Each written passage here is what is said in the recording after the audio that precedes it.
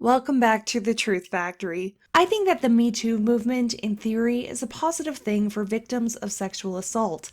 However, the mob mentality that's been created of just believing accusers without any substantial or corroborated evidence sets a terrifying precedent.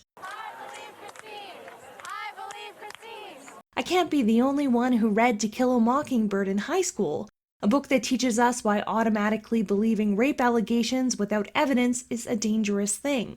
But I also think of WikiLeaks founder Julian Assange, who's had to live in an Ecuadorian embassy for the last 6 years over rape allegations that seem to be politically motivated. The investigation of those allegations have since been dropped after years of finding no evidence to substantiate the claims. But that doesn't give Julian those years of his life back.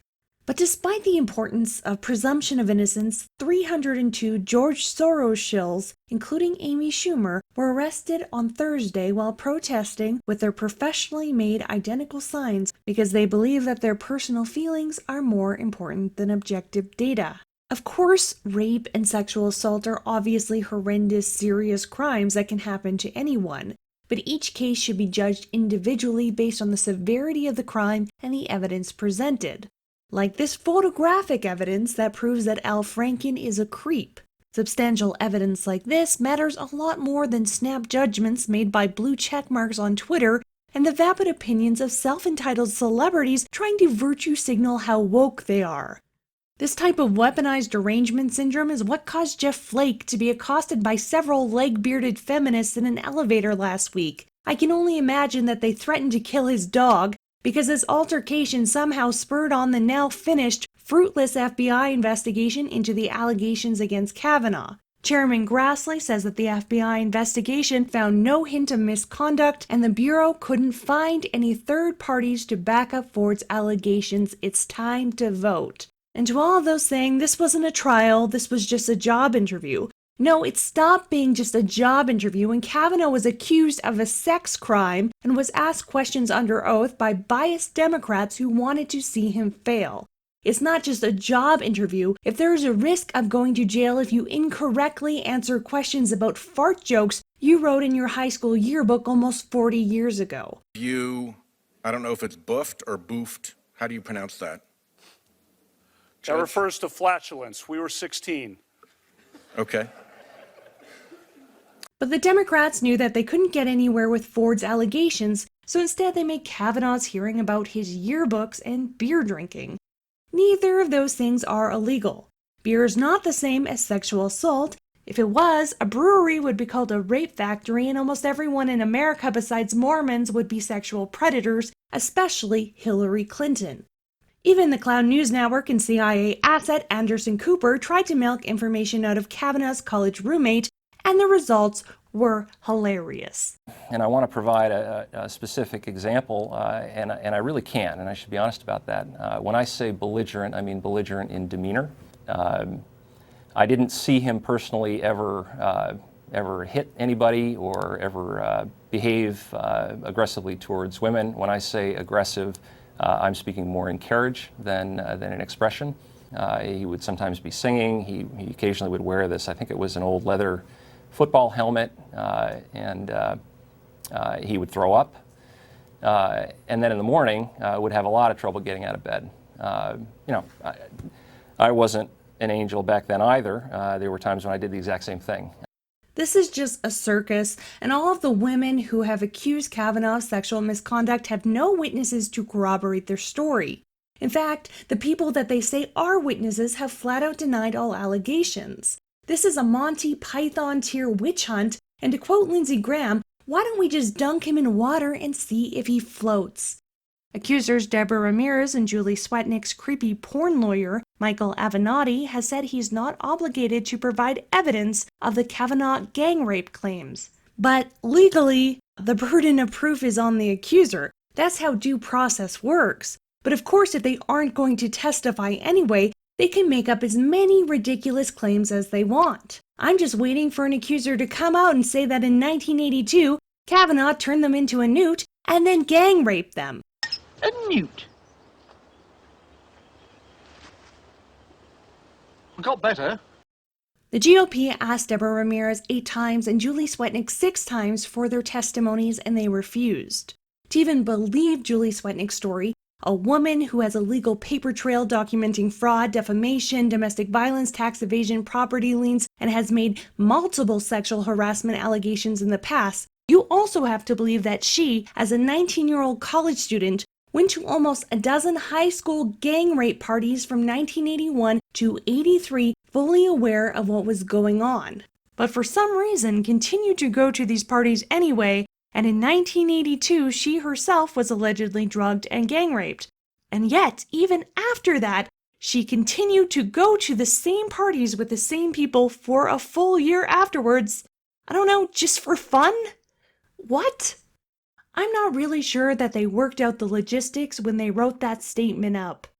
Even half-a-millionaire Dr. Christine Ford, who testified, and is probably the most credible out of all 3 accusers, has more holes in her story than Swiss cheese. The whole testimony was just weird. Like, what was in that thick envelope Sheila Jackson handed to Ford's lawyer? And did anyone else get the vibe that there was a Coca-Cola product placement happening here? It's like people only do things because they get paid. And that's just really sad. But mostly, there were just too many inconsistencies in her story.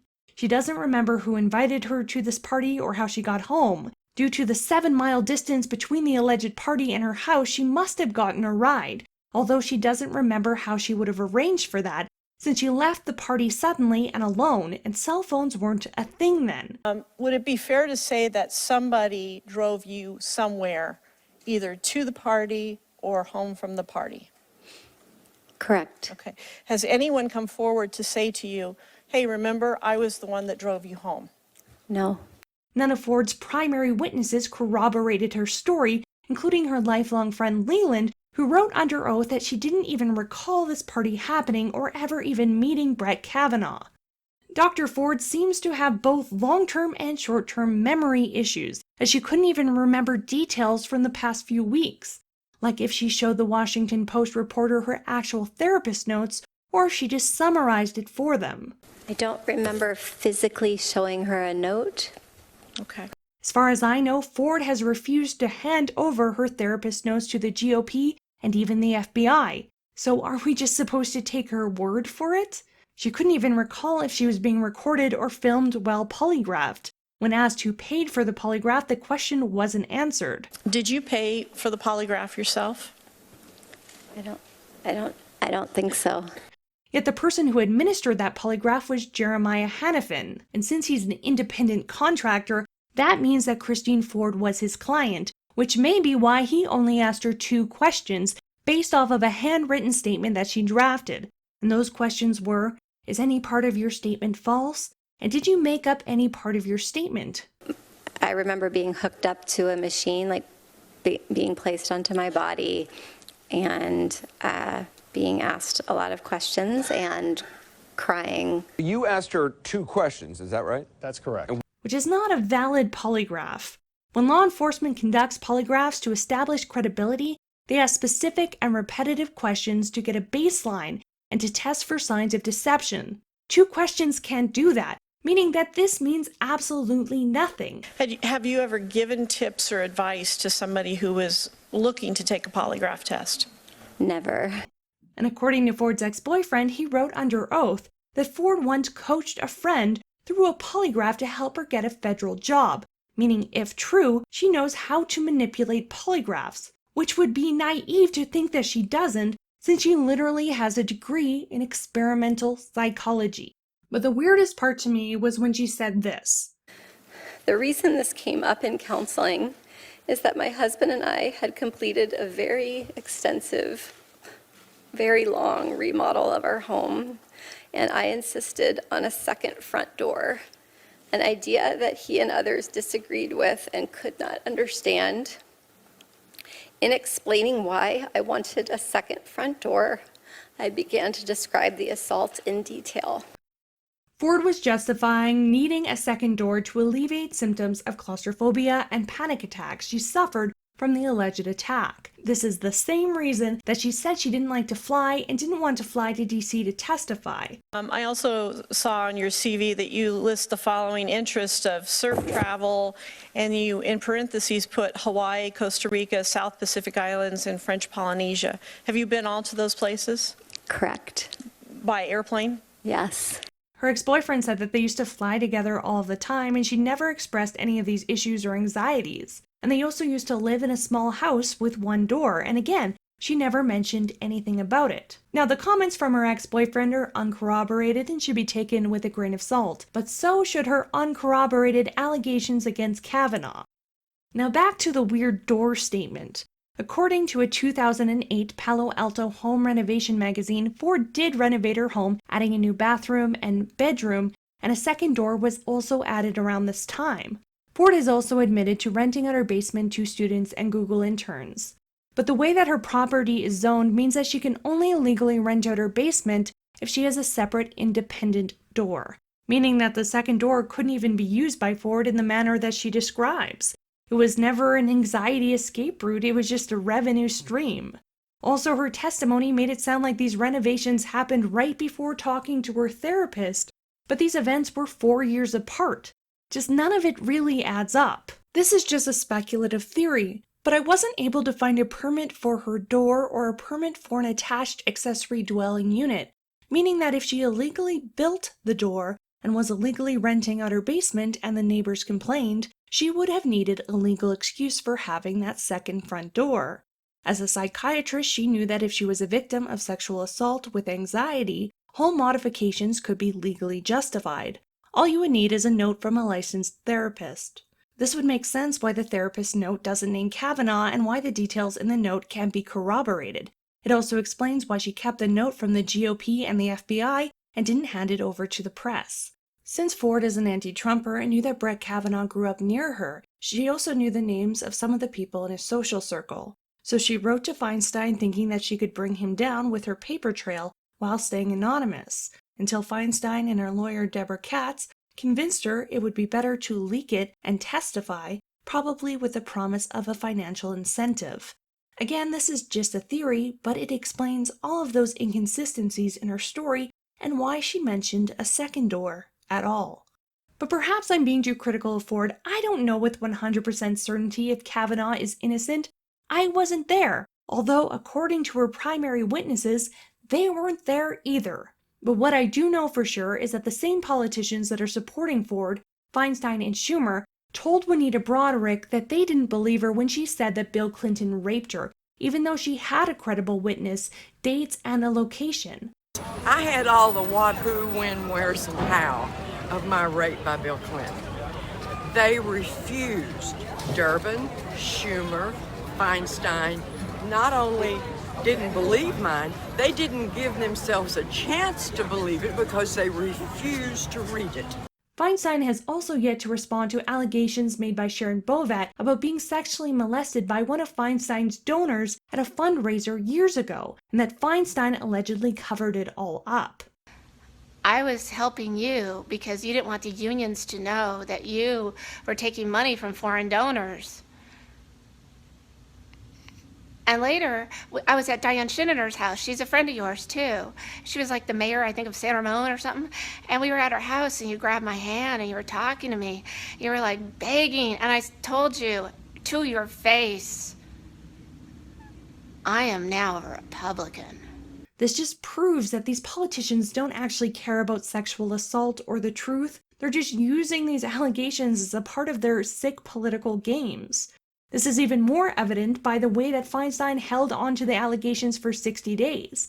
Like Lindsey Graham said, in that time, they could have went to the GOP in private and asked for an FBI investigation. But instead, they just waited until just days before the confirmation hearing, and the allegations were mysteriously leaked to the press. Who do you think would be motivated to leak that sort of information? Also, why did Feinstein's team set Ford up with lawyer Deborah Katz, someone who has donated thousands to the DNC and to Clinton? And why did they get her to take a polygraph if Ford didn't intend on testifying at that time anyway? Also, again, who paid for that polygraph? Was it the same person who has been paying all the protesters to interrupt Kavanaugh's hearings? This whole thing just really comes across as an orchestrated sham. And even though Kavanaugh kept detailed calendars from his youth of every sporting event and every party that he went to with names and places which contradicted Ford's claims, liberals only focused on the fact that he seemed upset during the hearing. But of course he was upset. Imagine having a flawless record and working your whole life towards a goal and being falsely accused of sexual assault and gang rape out of nowhere with no witnesses or substantial evidence. And then you're put on trial in front of the whole world to defend yourself against these horrific allegations. Yet instead of judging him based on evidence and objective data, the left is using emotion as a barometer for his guilt. Is this the new standard?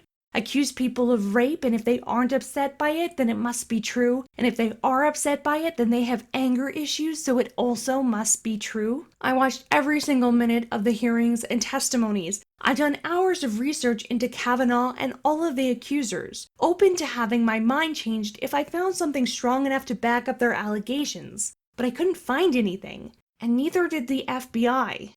Even if charges were pressed, this case wouldn't be strong enough to take to a criminal trial.